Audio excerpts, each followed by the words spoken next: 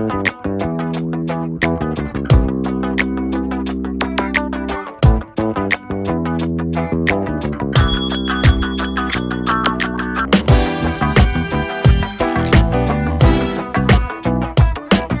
amis, chers collègues, le conseil Bonjour. Bonjour, je suis Juliane Porte-Saint-Jeanne. Chers collègues, je suis heureux de vous retrouver. Bonjour à tous, je suis Olivier Sorel, psychologue. Bonjour, je suis Florent Léonard, psychologue. Bonjour à toutes et à tous. Bonjour, je suis Juliane Porte-Saint-Jeanne et mon équipe et moi-même aurons le plaisir d'animer un atelier traitant de l'importance d'une intervention précoce aux urgences pour prévenir le trouble stress post-traumatique lors du prochain congrès MDR France à Nice. Depuis plusieurs années déjà, l'équipe IMSERM sur la prévention et la prise en charge du traumatisme dont je fais partie mène une recherche nommée SOFTER afin de prévenir l'apparition des troubles liés au stress aux urgences.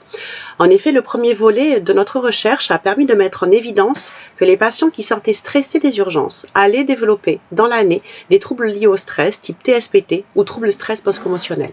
Pour vous donner une petite idée, chaque année les urgences c'est 11 millions de personnes et sur ces 11 millions de personnes, entre 10 à 20% vont déclencher une pathologie de stress. Prévenir ces pathologies était donc devenu un véritable enjeu de santé publique. Nous avons donc mis en place un protocole spécifique pour les urgences et avons démarré nos interventions. SOFTER s'est décliné en plusieurs études randomisées contrôlées qui nous ont permis d'affiner notre protocole. Il y a eu donc SOFTER 1, puis SOFTER 2, 3 et enfin SOFTER 4, pendant laquelle mon équipe de thérapeutes EMDR et moi-même sommes intervenus auprès des patients des urgences de 7 hôpitaux un peu partout en France. Au-delà d'une tendance générale de l'amélioration des symptômes de stress chez les patients à 4 mois, les soignants ont décrit leur service comme plus calme grâce à la présence des psychologues qui pouvaient intervenir auprès des patients de leur anxiété, de leur peur, de leurs diverses interrogations en fait. Les patients ont d'ailleurs pu témoigner de l'apport qu'ils ont eu de rencontrer un psychologue pendant leur passage aux urgences. Mais l'élément le plus significatif fut les résultats que nous avons eus sur les personnes dites vulnérables, ayant un bas niveau d'éducation. Ces patients qui souvent n'ont que pour seul lien avec le milieu médical justement ce fameux service des urgences, qui ont rarement l'habitude de rencontrer un médecin traitant et encore moins de voir un psychologue dans un cabinet libéral, ce sont ces patients pour qui notre intervention a été la plus efficace. C'est donc un réel espoir pour une population qui est souvent mal accompagnée d'un point de vue psychologique. Mais revenons-en à notre atelier. Vous l'avez compris, il paraît nécessaire aujourd'hui de prendre en charge les patients plus près de leur trauma afin de prévenir l'apparition de troubles qui, nous le savons maintenant, arriveront tôt ou tard.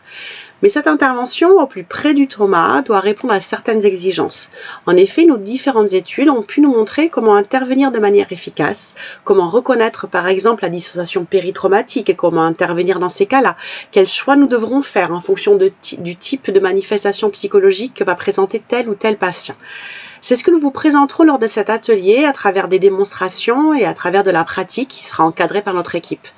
Et comme vous l'aurez sans doute compris, ce protocole d'intervention primaire d'une session MDR unique, bien qu'il ait été créé pour les urgences initialement, est bien entendu déclinable en cabinet, en institution ou dans n'importe quel service hospitalier. En fait, à tout moment et dans n'importe quel contexte où un patient vient de vivre un trauma.